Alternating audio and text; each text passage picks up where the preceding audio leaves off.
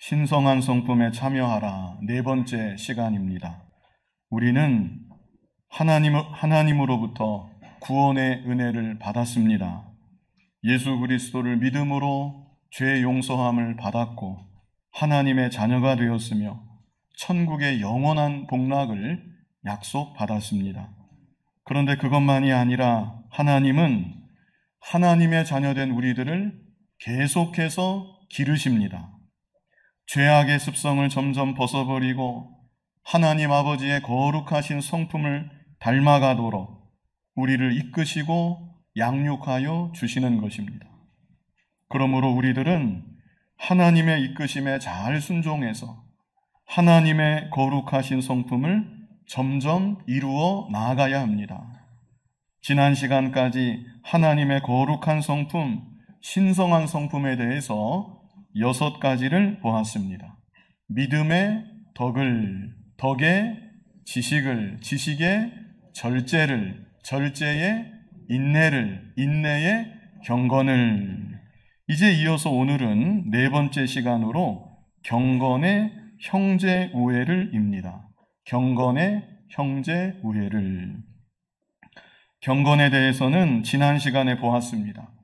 경건은 간단하게 말해서 하나님 앞에서 살아가는 모습이라고 했습니다. 하나님은 우리 눈에 보이지 않습니다. 그러나 그럴지라도 중생한 하나님의 자녀라고 한다면 영으로 계신 하나님을 의식하는 것이고 날마다 순간마다 살아계신 하나님 앞에서 바르게 살아가기를 힘쓰는 것입니다. 그것이 곧 경건한 삶입니다. 그런데 경건에 형제 우애를 더하라고 말씀하십니다. 왜 형제 우애를 더하라고 하시는 걸까요? 경건만 너무 강조하다 보면 주변 사람들에게 무심해질 수도 있기 때문입니다. 하나님만 늘 생각한다고 하면서 가까이에 있는 가족과 형제들에게 소홀해질 수도 있기 때문입니다. 그래서 경건에 형제 우애를 더해야 한다. 다시 말해 참된 경건, 온전한 경건은 하나님과의 관계만이 아니라 주변에 있는 모든 사람들과 바른 관계를 맺는 것이다. 이것을 우리에게 교훈하여 주시는 것입니다. 그렇다면 형제 우애를 어떻게 해야 될까? 이에 대해서 크게 2가지 측면에서 이 시간 생각해 보고자 합니다. 먼저는 교회에서, 다음은 가정에서입니다. 먼저 교회에서 우리는 주님 안에 한 형제된 다른 모든 성도들과 관계를 맺고 있습니다. 나는 별로 관심이 없다. 그저 하나님만 예배하고 돌아갈 뿐 다른 성도들 일에는 별 마음도 쓰지 않는다. 혹 그렇다 할지라도 그 모습 역시 자기 나름의 관계를 스스로 설정하고 있는 것입니다. 교회에 출석하여 하나님을 예배하는 이상, 그리고 무엇보다 그리스도의 보혈로 구속함을 받은 하나님의 자녀가 된 이상 우리는 모두 몸된 교회 지체된 다른 모든 성도들과 유기적인 관계, 뗄래야 뗄 수 없는 생명적인 관계로 다 연결이 되어 있는 것입니다.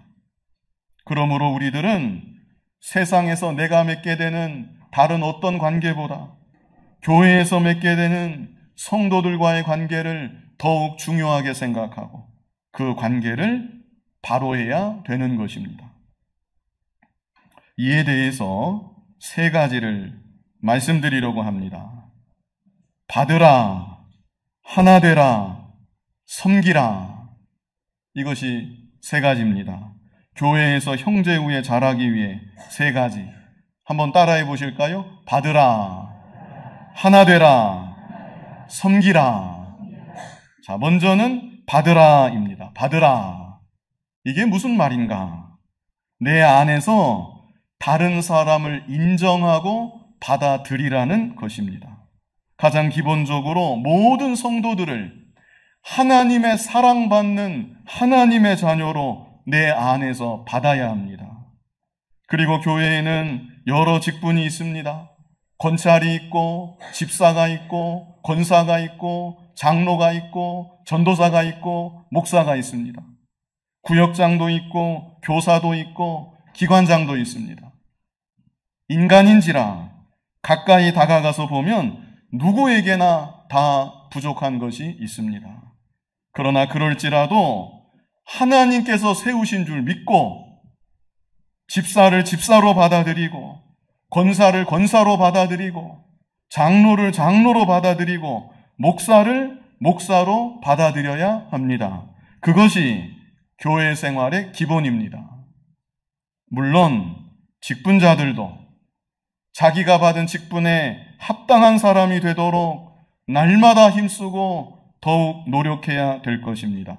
그러나 적어도 나의 입장에서는 어느 누가 되었든지 내 안에서 다 인정하고 받아야 합니다. 그것이 믿음입니다. 그리고 그것이 바로 된 태도입니다. 그런데 그렇게 하지 않고 저런 사람도 집사야? 저 사람이 전도사야? 이것은 하나님 앞에 옳지 않은 태도이고 자기 자신이 교만한 것입니다. 예수 그리스도께서 교회의 머리이신데 예수 그리스도께서 허락하사 세움받게 하셨는데 잠시 생각으로라도 그런 생각이 들었다고 하면 내가 너무나 교만하구나 그렇게 깨닫고 하나님 앞에서 철저히 회개해야 됩니다. 다윗은 사울을 대할 때 처음부터 끝까지 하나님께서 세우신 왕으로서 사울을 대했습니다. 아시다시피 사울이 어떻게 되었습니까? 반미치광이가 되었습니다. 다윗을 죽이려고 밤낮 쫓아다녔습니다. 그러나 그럴지라도 다윗은 사울에 대해서 단 한 번도 대적한 일이 없었고 마음으로라도 경홀히 여기지도 않았습니다. 사울이 죽은 이후에도 다윗은 사울의 죽음을 진정으로 슬퍼하며 왕께 대한 예를 끝까지 갖추었습니다. 그렇기 때문에 하나님께서 바로 그런 다윗을 그 누구보다 사랑하셨던 것입니다. 다윗도 실수가 있었고 결정적인 허물도 있었지만 그럼에도 하나님은 이스라엘의 역대 다른 어떤 왕들보다 다윗을 유달리 사랑하셨고 다윗을 가장 귀하게 여기셨고 다윗뿐만 아니라 다윗의 후손들에게 많은 복을 내려주셨습니다. 그러므로 오늘날 우리들도 사람을 바라보기 전에 배후에서 그 사람을 세우시고 사용하시는 하나님을 바라보고 직분에 따라 존중하고 내 안에 잘 받을 수 있어야 됩니다. 실제 성경에 받으라는 구절이 있습니다. 제가 지어낸 것이 아니라 받으라고 하신 구절이 있습니다. 로마서 15장 7절 우리 뜻을 생각하면서 같이 읽어보겠습니다. 그러므로 그리스도께서 우리를 받아 하나님께 영광을 돌리심과 같이 너희도 서로 받으라. 아멘. 누가 우리를 받아주셨습니까? 그리스도께서 나를 받아주셨습니다. 그리스도께서 나를 받아주셨고 그리스도께서 저 사람도 받아주신 것입니다. 그리스도께서 받아주신 저 사람, 그리스도께서 세우시고 사용하시는 저 사람, 내가 무엇이라고 받지 않고 내가 뭐라고 인정하지 않겠습니까? 그래서 7절 끝에 뭐라고 말씀하십니까? 너희도 서로 받으라. 너희도 서로 받으라. 서로가 서로를 인정해 주라는 것입니다. 서로가 서로를 존중해 주라는 것입니다. 서로가 서로를 잘 받으라는 것입니다. 이것이 바로 관계의 기초입니다. 내 안에 누군가를 받지 않는다. 그렇다면 그 사람과는 처음 시작부터 틀어질 수밖에 없는 것입니다. 내 안에 받지 못하는 사람, 내 안에 거부하는 사람, 밀어내는 사람 한 사람도 없어야 되겠습니다.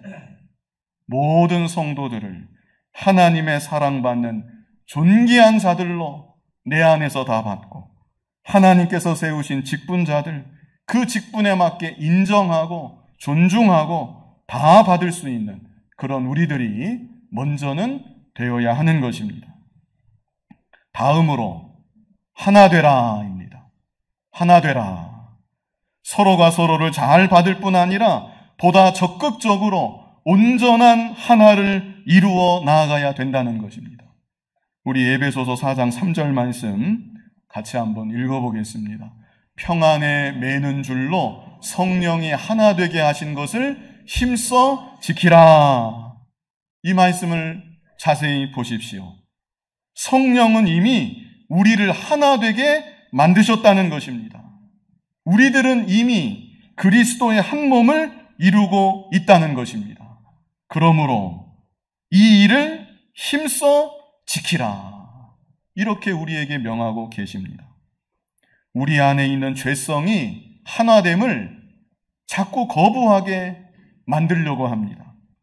무엇보다 마귀가 우리 각자의 마음 가운데 역사해서 하나된 우리들이 서로가 서로를 공격하게 만들고 상처를 입혀서 분열되도록 만드는 것입니다.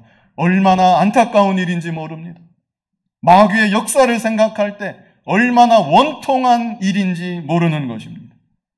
고린도전서 12장 25절 우리 같이 한번 읽어보겠습니다. 몸 가운데서 분쟁이 없고 오직 여러 지체가 서로 같이 돌보게 하셨느니라. 우리의 몸을 보면 분쟁이 없습니다.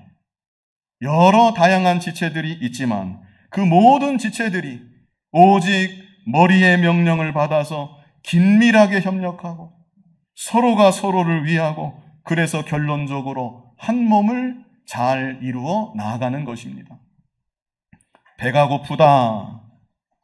그러면 그것은 배만의 문제가 아닙니다. 배가 고프면 기운이 없게 되고 그 상태가 지속이 되면 모든 지체들이 다 영향을 받게 되는 것입니다. 그래서 배가 고프다 그러면 모든 지체들이 다 같이 협력해서 일합니다. 먼저는 머리가 명령을 내리고 명령을 받은 다리가 움직여서 걸어가고 손이 냉장고를 열어서 음식을 꺼내 입으로 가지고 가고 입이 음식을 받아들이고 이가 씹고 위가 위액을 내서 소화를 시키고 그래서 배가 부르도록 만드는 것입니다. 얼마나 지체들이 서로가 협력하고 서로가 서로를 위합니까? 그래서 26절을 보면 우리 26절 같이 한번 읽어보겠습니다. 만일 한 지체가 고통을 받으면 모든 지체가 함께 고통을 받고 한 지체가 영광을 얻으면 모든 지체가 함께 즐거워하느니라. 한 지체가 고통을 받으면 어떻게 됩니까? 모든 지체가 함께 고통을 받는다. 가령 오른손을 다쳤다. 그러면 오른손 하나만 문제가 생긴 것이 아닙니다. 오른손을 다침으로 인해서 모든 지체가 고통을 받게 되고 온 몸이 다 영향을 받게 되는 것입니다. 저는 실제 몇 년 전에 엄지발가락이 상당히 아팠던 적이 있었습니다. 그런데 엄지발가락 아프니까 엄지발가락만 문제가 아니라 걷는 것도 힘이 듭니다. 그래서 자세가 잘못되었는지 무릎도 아프고 허리도 아프고 잠도 제대로 못 자니까 머리도 아프고 엄지발가락 하나로 인해서 온 몸이 다 아팠던 기억이 있습니다. 이렇게 한 지체가 고통을 받으면 다른 모든 지체가 다 함께 고통을 받게 되는 것이고 그로 인해서 몸 전체에도 아픈 영향이 미치게 되는 것입니다. 반대로 한 지체가 영광을 얻으면 모든 지체가 함께 즐거워하느니라. 가령 오른손이 잘했다. 탁구 선수로 말하면 오른손이 잘해서 탁구를 잘 치고 우승했다. 그러면 오른손 하나만 기뻐하고 오른손 하나만 영광을 받는 것이 아닙니다. 실제 일은 오른손이 제일 많이 했어도 나중에 기뻐할 때는 눈, 코, 입, 얼굴을 통해 기쁨이 다 드러나게 되는 것이고 다리도 껑충껑충 뛰면서 기쁨을 표현하는 것이고 두 손은 높이 드는 것이고 모든 지체들이 다 함께 기뻐하고 영광도 다 함께 누리게 되는 것입니다. 이렇게 우리 몸의 모든 지체들은 다 연결이 되어 있다는 것, 긴밀하게 협력하고 있다는 것. 그래서 결론적으로 한 몸을 철저히 위하고 한 몸을 세워나간다. 이 사실을 우리에게 알게 하여 주시는 것입니다. 마찬가지로 중요한 한마디가 27절에 있습니다. 우리 27절 다 같이 읽어보겠습니다. 너희는 그리스도의 몸이요 지체의 각 부분이라. 아멘. 우리들이 다 그리스도의 한 몸을 이루는 지체의 각 부분들이라는 것입니다. 그러므로 우리들도 서로가 서로를 위해야 되는 것입니다. 서로가 긴밀하게 협력해야 되는 것이고 그리스도의 한 몸을 잘 이루어 나아가야 된다는 것입니다. 갈라디아서 5장 15절을 보면 성경에 이런 구절도 있습니다. 갈라디아서 5장 15절 우리 같이 한번 읽어보겠습니다. 만일 서로 물고 먹으면 피차 멸망할까 조심하라. 이런 구절이 있습니다. 읽어보신 적 있으시죠?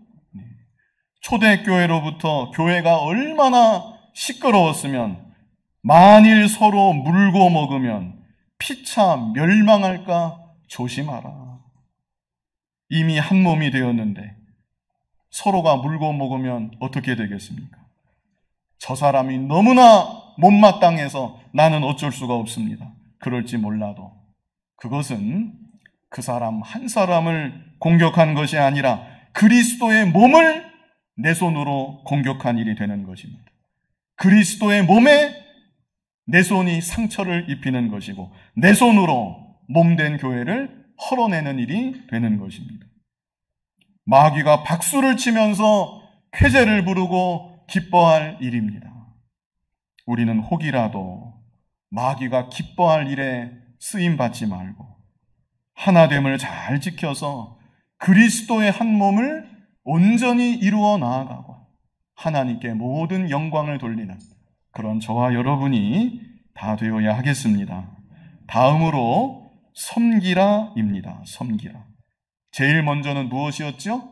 받으라였죠. 받으라. 마음으로 다 받으라는 것입니다. 다음은 무엇이었습니까? 하나 되라. 그리고 마지막은 섬기라. 하나 되는 것은 좋은데 나를 중심으로 하나가 되어야 한다.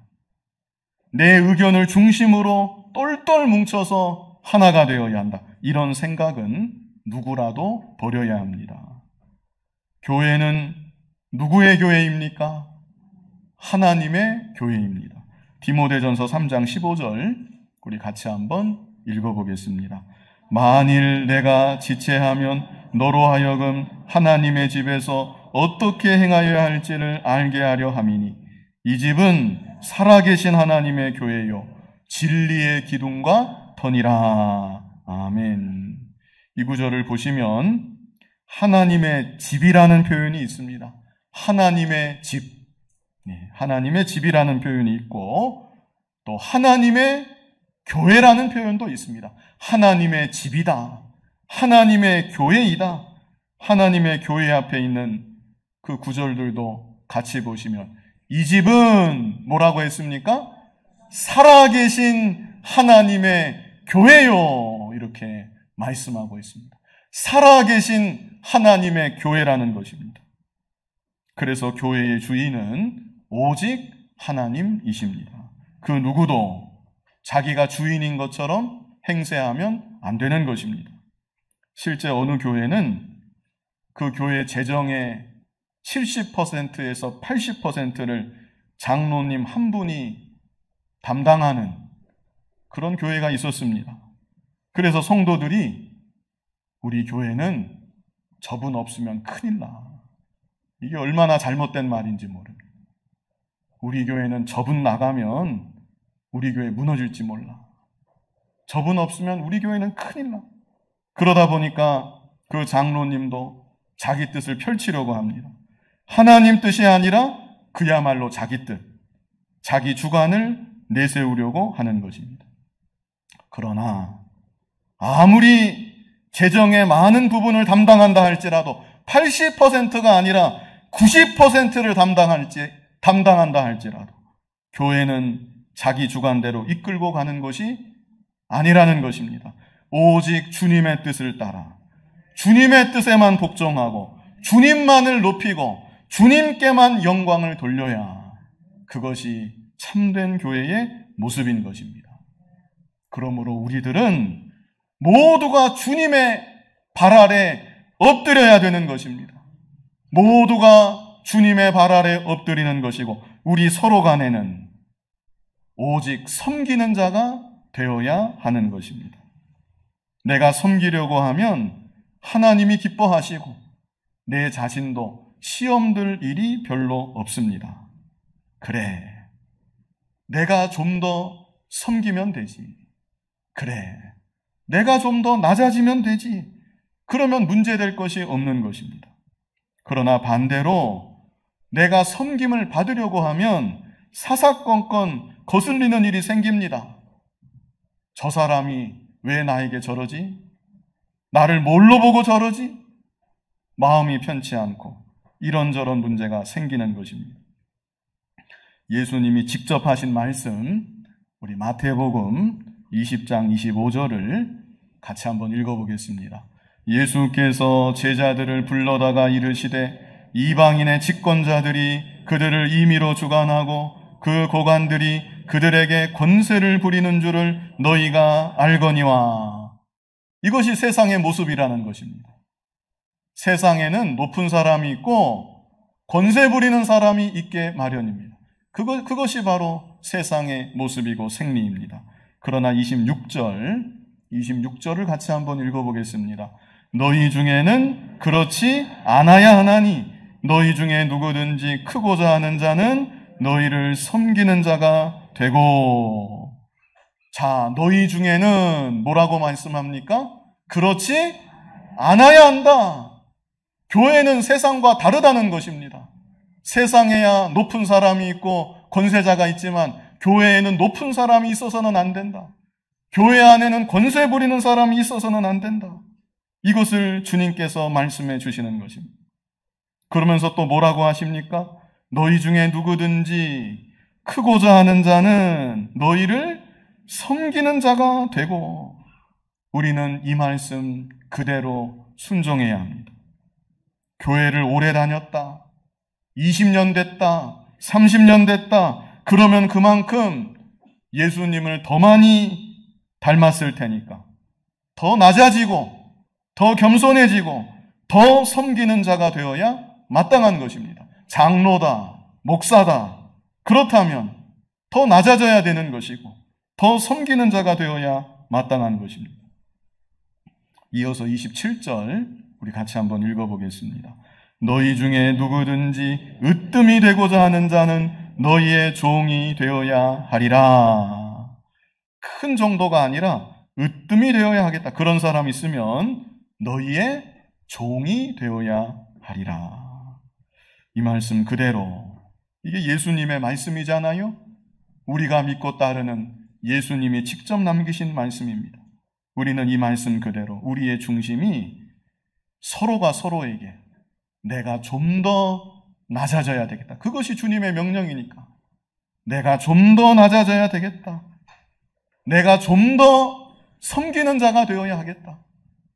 예수님처럼 똑같이는 못해도 그래도 지금 내 이 수준보다는, 지금 내 믿음의 정도보다는 내가 좀 더 종이 되어야 하겠다.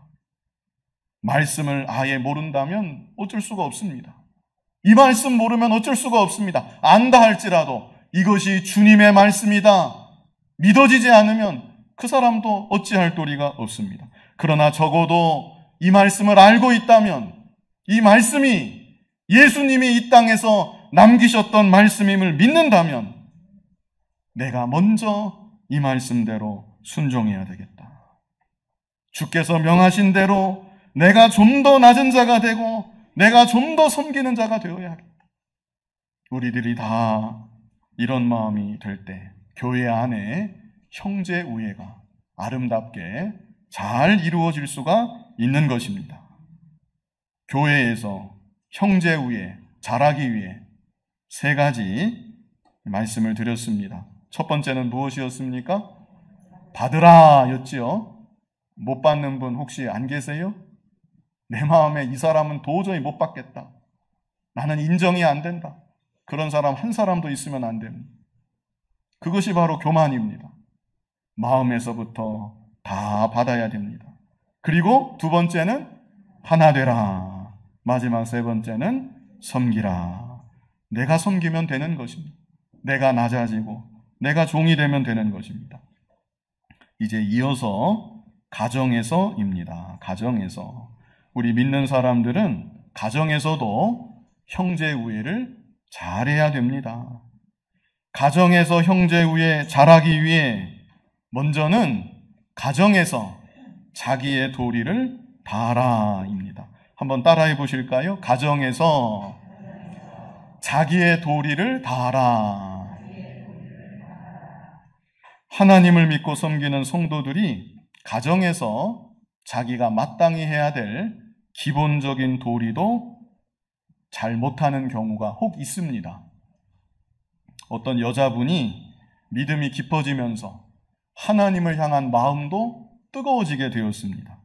그래서 어느 순간부터 새벽 예배를 매일 나오고 철야에도 교회 가서 기도하고, 그런데 문제는 자녀들은 학교에서 왔는지 안 왔는지, 남편은 직장에서 퇴근했는지 안 했는지 관심도 갖지 않고 그저 여기가 좋사오니 하면서 예배당에서 살다시피 하는 것입니다. 그런데 목사님은 전후 사정은 생각하지 않고 일단 고정 인원이 늘어났으니까 너무나 좋아합니다. 믿음이 자라났다고 좋아하고 충성된 여종이 하나 생겼다고 좋아하고, 그래서 칭찬하고 잘한다고 격려해주고, 그러니 더 신이 나서 가정은 점점 더 돌아보지 않게 되었습니다. 그러나 이것은 바로 된 것이 아닙니다. 참된 믿음도 아니고 참된 경건도 아닙니다. 우리 믿는 사람들은 교회에서만 아니라 가정에서도 내가 해야 될 본분이 있습니다. 내가 해야 될 기본적인 도리가 있습니다. 그 도리를 잘 감당하며 살아가야 되는 것입니다. 형제지간에도 내가 해야 될 기본적인 도리가 있는 것입니다. 아무리 상대가 불신자라 할지라도, 그래서 때때로 듣기에 거북한 말을 할지라도, 예수 믿는다고 핀잔을 주고 심지어는 핍박을 한다 할지라도 내가 해야 될 기본적인 도리가 있는 것이고, 내가 해야 될 기본적인 도리를 바로 하면서 성도는 그렇게 살아가야 된다는 것입니다.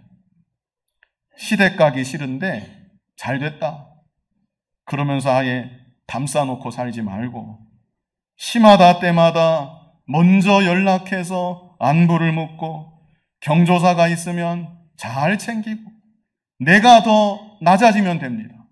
내가 더 낮아지고 내가 더 겸손해져서 안 믿는 불신 형제들과도 우애하면서 살아가기를 힘쓰고, 내 편에서 불신 형제들과 좋은 관계를 맺기를, 화목하기를 늘 기도하며 힘써야 된다는 것입니다. 디모데전서 5장 8절을 보면, 디모데전서 5장 8절 우리 같이 한번 읽어보겠습니다. 누구든지 자기 친족, 특히 자기 가족을 돌보지 아니하면 믿음을 배반한 자요 불신자보다 더 악한 자니라. 이런 말씀이 있습니다. 하나님을 믿는다고 하고 교회를 섬긴다고 하고 정작 자기 친족, 자기 가족을 돌보지 않는다면 그 사람은 믿음을 배반한 자다, 불신자보다 더 악한 자다 말씀하고 있습니다. 그래서 우리 성도들은 가정에서부터 말씀에 위배되지 않는 한, 내 신앙을 양보하지 않는 한 자기의 도리를 다해야 되는 것이고, 최대한 화목하려고 노력해야 되는 것이고, 좀 더 형제간에 우애하려고 기도하고 노력하고 힘을 써야 된다는 것입니다. 더 나아가서 두 번째는 불신 가족에게 본이 되라입니다. 이것도 한번 따라해 보시겠습니다. 불신 가족에게 본이 되라. 내가 아무리 나 혼자 믿음이 좋다고 하고 교회에서 직분도 받고 교회를 아무리 내가 잘 섬긴다고 해도 그 모습이 불신 가족에게는 절대로 본이 될 수가 없습니다. 불신 가족에게 본이 되려면 어떻게 해야 되겠습니까? 내가 할 도리를 바로 해야 되는 것입니다. 하나님을 모르는 그 어느 누구보다 나의 도리를 믿음으로 잘 감당해서 그분들이 그 모습에 감복을 하게 된다면 그리스도인으로서 하나님의 영광을 나타내게 되는 것입니다. 어떤 분이 예수 안 믿는 집안으로 시집을 갔습니다. 처녀 때는 믿음이 별로 좋지 못해서 신랑 될 사람이 함께 교회 다니겠다고 그 말하는 다짐만 굳게 믿고 시집을 갔는데, 그리고 나서 불신 시댁에서 얼마나 많은 고난을 받았는지 모릅니다. 그래도 다행히 신앙을 양보하지 않았습니다. 신앙을 양보하지 않고 핍박 중에도 믿음을 잘 지켰습니다. 무엇보다 아내로서, 며느리로서, 그 시집의 한 식솔로서 자기의 도리를 믿음 지키면서 최선을 다해서 감당한 것입니다. 그리고 어느덧 세월이 많이 흘렀는데 이제는 시댁 식구들이 다 인정하는 것입니다. 예수님을 믿으려면 저 사람처럼 믿어야 된다. 다 인정을 하고, 한 어른은 젊은 시절 호랑이처럼 무서웠던 분인데 이제 그분이 연세가 들어서 요양원에 계십니다. 지금도 요양원에 찾아가서 손을 잡아드리고 말씀을 나누고 기도해드리고 그러면 감격해서 고맙다고 이렇게 말씀을 하신다는 것입니다. 이것이 바로 본이 된 것이고 하나님의 영광을 불신 가족, 불신 가문 안에서 환하게 그 빛을 비춘 것입니다. 우리 성도님들 중에는 불신 배우자와 사시는 분들이 계시는 줄 압니다. 불신 친척들이 주변에 많이 계신 그런 분들도 있으실 것입니다. 그렇다면 내가 바로 이 가정의 선교사다. 하나님께서 나를 이 가정에, 이 불신 가문의 선교사로 보내셨다. 이렇게 생각하시기 바랍니다. 내가 좀 더 이들을 사랑해야 되겠다. 내가 좀 더 이들을 섬겨야 되겠다. 그래서 복음의 빛을 이 불신 가문 안에 환하게 비추어야 되겠다. 이런 마음과 결단으로 더욱 본이 되는 여러분들이 다 되시기를 바랍니다. 오늘 경건의 형제 우애를 이 한 소절 보았습니다. 경건의 형제 우애를 더해야 합니다. 그래야 그 경건이 온전한 경건이 됩니다. 형제 우애에 대해서 크게 두 가지로 보았는데요. 먼저는 교회에서 형제 우애 어떻게 하면 잘할 수 있을까? 성경에 있는 말씀을 세 가지 가지고 와 보았는데요. 첫 번째는 무엇이었습니까? 받으라. 내 마음에서 다 받아야 되는 것입니다. 두 번째는 무엇이었습니까? 하나 되라. 마지막 세 번째는 섬기라. 다음으로 가정에서는 어떻게 형제 우애를 잘해야 될까? 먼저는 가정에서 자기의 도리를 다하라. 믿는 사람들이 자기 도리를 못하면 하나님 영광 다 가리우고 마는 것입니다. 믿음 지키면서 자기의 도리를 다해야 되고, 더 나아가서 불신 가족에게 본이 되라. 그래서 경건의 형제 우애를 더하는 우리 모두가 될 수 있기를 간절히 바랍니다. 거룩하신 아버지 하나님, 교회에서, 가정에서 하나님 기뻐하시는 뜻을 잘 이루는 우리들이 되게 하시고, 언제나 우애하고 사랑하는 믿음의 열매를 잘 맺히고, 교회에서는 하나됨을 온전히 이루어 나아가며, 가정에서는 복음의 빛을 환하게 발할 수 있는 우리들이 다 되게 하여 주시옵소서. 예수님 이름으로 기도하옵나이다.